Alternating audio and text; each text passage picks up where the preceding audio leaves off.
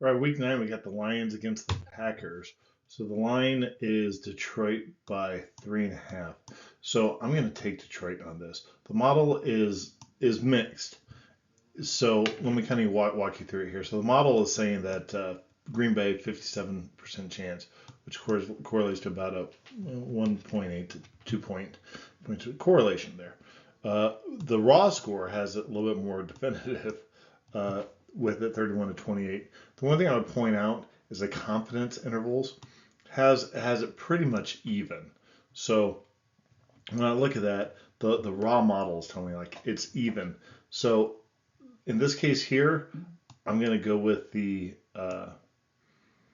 Bayesian adjustment. I don't think it's 15.7. The reason why I think that is the Bayesian adjustment is looking to say, hey, look, the model has been very inaccurate when it comes to the overall prediction of Detroit. Their their differential has been plus 100 points, but the model overall is saying no. I think that they'd be minus 13.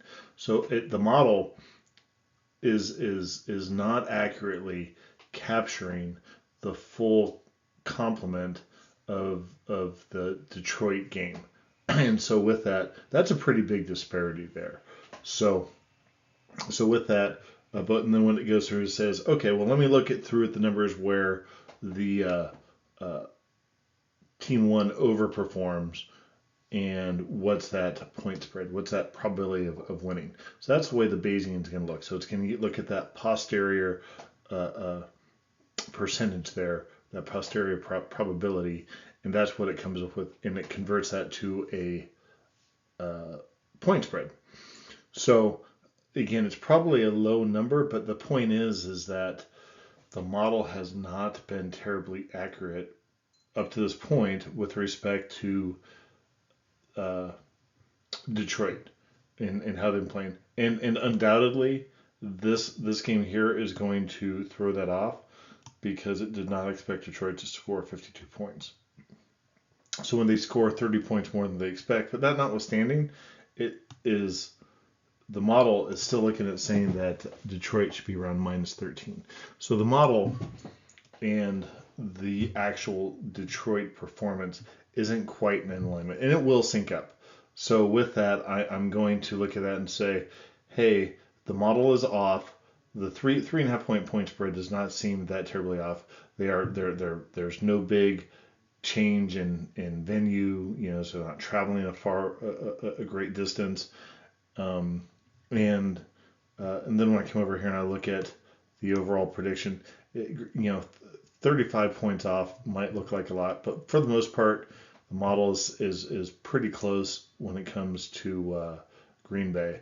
So with that, I just think Detroit, the model is underestimating Detroit, and so I'm going to go ahead and use that.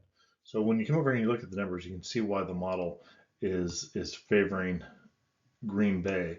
Is it's showing that they should be both teams should be able to run the ball, and not a big difference in how the teams pass the ball. So it's expecting it to be a pretty mobile day, but is it's really expecting a really solid running game, especially considering that Detroit does not have a very good running defense.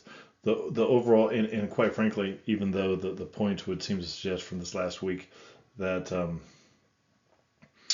Tennessee was horrible. They lost by a lot, but in the first half, they looked pretty strong. They were able to run the ball. And quite frankly, I think you saw some effort issues with the Detroit defense as well when it came to that. And they got that in line, but it just kind of shows you a little bit of that vulnerability.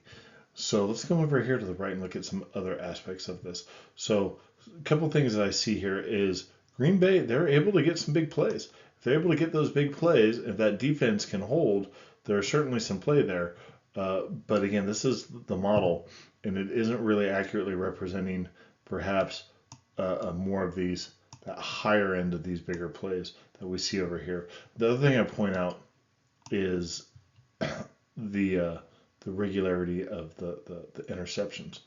So definitely better turnover rate with Detroit in that they're controlling the football better, or at least when it comes to interceptions. Both teams are looking good with the fumbles, is what that's looking like. I'd also point out that Detroit and their sacks, they are getting sacked more, quite a bit more, as a matter of fact, than what Green Bay is. So this really should be a good game. It's the reason why I'm doing this the first night. I think this might very well be the best game to watch this weekend. Two teams that are quite good. They're both in it. Neither one is running away with anything yet. And I think it's too early in the season to really say that anyone's running away with it. Even Kansas City, even though they're undefeated, you know what? You suddenly lose 3 games in a row, and before you know it, that second place team is on your heels. Quite frankly, your record doesn't matter once you get to the playoffs. If you're not winning, and you're not playing well, you're going to lose. So with that, it's all about where you're at right now. So I think both of these teams are in a pretty good spot. I'm not dead set that that either one of these teams is really that much better than the other. That's why I think this is going to be a fun game to watch. Both teams have different quarterbacks. Jared Goff definitely has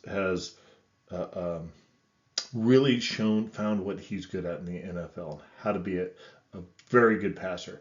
And I think it's fantastic. The coaching staff said, here are your strengths, and they made their offense about what he's able to do well and not about what he can't do and trying to make him do those things. And he does a lot of things quite well.